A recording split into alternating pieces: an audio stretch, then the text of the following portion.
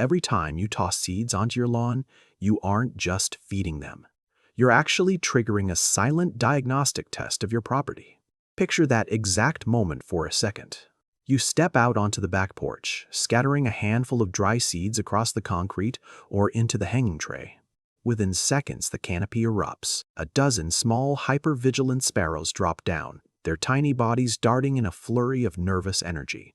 But then, right in the middle of a frantic feeding frenzy, something bizarre happens.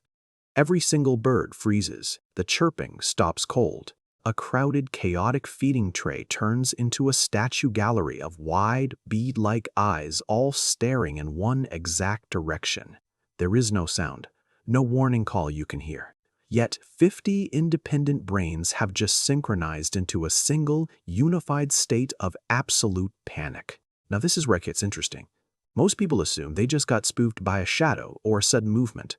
But here's the strange part. If you look closer, nothing changed in your yard. The wind didn't shift. The neighbor's cat isn't in sight. So why did an entire flock shut down in total, synchronized silence? Think about this for a second.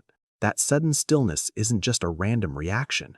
It's actually a communication blackout. Here's what most people don't realize. What you're witnessing is just the first layer of an invisible perimeter grid that surrounds your house 24 hours a day. Sparrows don't just forage out there. They map space with absolute mathematical precision. Every single twig, every fence post, every shadow cast by your roofline gets registered in a mental grid system. They assign geometric boundaries to your property line, treating your yard as a complex zone of calculated risk. When a sparrow lands, it isn't just looking for food. It is constantly micro-adjusting its position relative to escape routes, shelter corridors, and hidden blind spots. And honestly, it doesn't stop there. Because they map your yard so intensely, they end up mapping you too. Just think about your daily routine. You step outside at roughly the same time every morning. You walk with a certain cadence, open the back door with a specific rhythm, and leave your car in the driveway at predictable intervals. To you, you're just living your life. But to the sparrows watching from the upper branches, you're a massive, walking environmental variable. Now, this is where things shift from simple observation into actual intelligence. Over time, resident sparrows learn your baseline behavior so thoroughly that they notice tiny changes you aren't even consciously aware of. If you're rushing, stressed, or moving with an irregular posture because something is wrong inside your house, their behavior shifts. They detect the subtle tension in your movements long before you realize you're projecting it. In a very real sense, your local sparrow population acts like a mirror, reflecting your own domestic habits right back at you. And here's what's wild: the real mystery lies in how they broadcast this information. When a sparrow detects an anomaly, whether it's a shifting shadow behind your fence or an unusual vibration in the ground, it doesn't just fly away. It initiates an acoustic flare system. To us, it just kind of feels like background noise, a random series of chips and twitters. But scientists studying avian vocalization have found that these sounds are actually mathematically structured pitch shifts. They use specific frequencies that cut right through suburban obstacles like fences and walls without losing clarity. They're essentially broadcasting coordinates.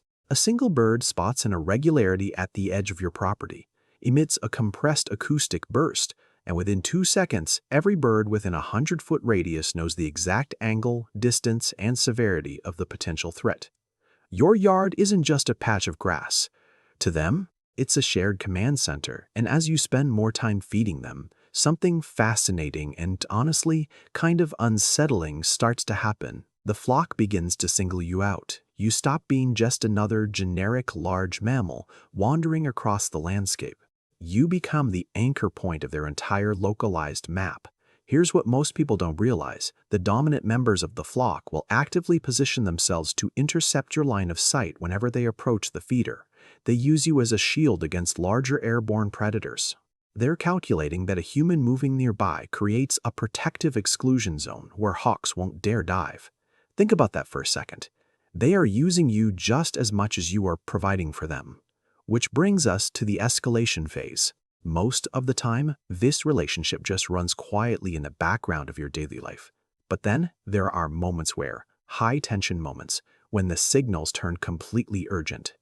Have you ever noticed the day when the sparrows refuse to land at all? They'll sit up in the trees, hovering overhead, screaming in sharp, repetitive bursts, ignoring the food completely even though they're starving. When that happens, you probably assume the seed has gone bad or a storm is rolling in. But honestly, it's almost never about the weather. That escalation means the invisible perimeter grid has been severely breached. It could be an invasive predator moving through the neighborhood drainage pipes, an unusual structural shift nearby, or some toxin they've detected in the soil or water runoff. They aren't just warning each other anymore. By hovering, screaming, and refusing to descend into your yard, they're sounding an alarm.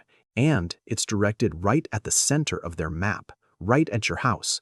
They are trying to tell you that the environment has crossed a line from safe to hostile. And honestly, that changes everything about how you look out that kitchen window. We spend our whole lives believing we are the sole observers of our own homes.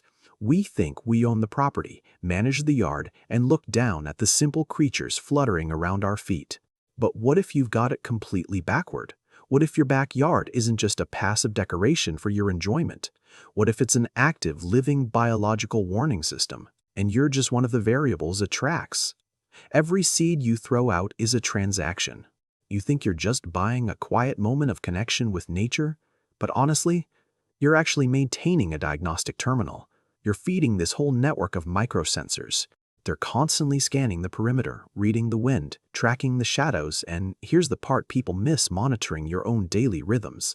So next time you stand by that kitchen window and watch a dozen small birds suddenly freeze in absolute silence, don't just brush it off as a gust of wind or a passing car. Look closer at the way they're staring. What do you think they've already figured out about you?